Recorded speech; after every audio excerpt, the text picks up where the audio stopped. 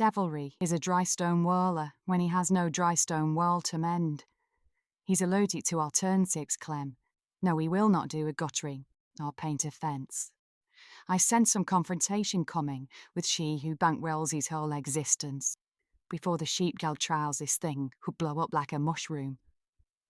Hip up the cat and conduct the tale of ratters for fun, it's rumoured, him and his retinue. He's known them since school, locals, poor at guilt but entitled, born and brought up here. We're the new usurpers. I sit by moonlight with my quill, hearing the roar of cider in unattended bodies on the fields.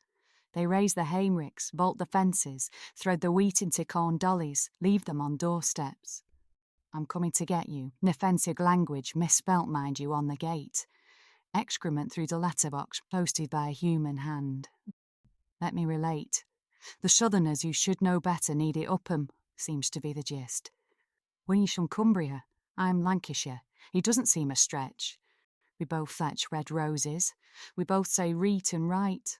Only in this village, when I pass by carrying eggs, I hear sniggers for not looking right. I smell of chimney stacks and cotton, and he makes clip-clock, as if to mop my clogs I wear to church Sunday. Get back to Todmorden, we inference, or wherever he came from. Grass arm sticks on the bottom. I had a talk with his mother. Shawled, petticoated, bent over a thimble in her cottage. She nodded, offered me some nettle tea, but I refrained. I didn't want to put to any trouble. She looked like a squirrel. Tell me, I said, this son of yours, how can I say, does he have any grouse with me? I hear a detail house since one brother went, then a second, one blew himself up down a mine.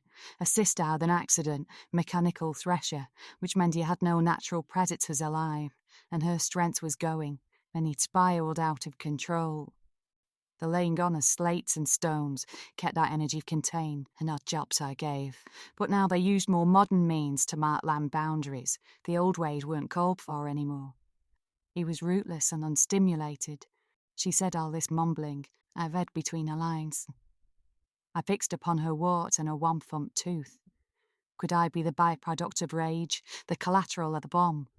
It was soon to come, for it was ticking, and if it didn't explode at home, then mass plus energy has to carry somewhere outwards. Who knew what megaton?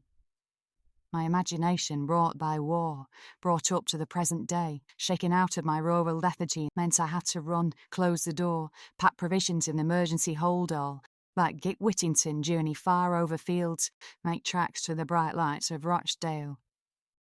In other words, go quick before I poke the beast.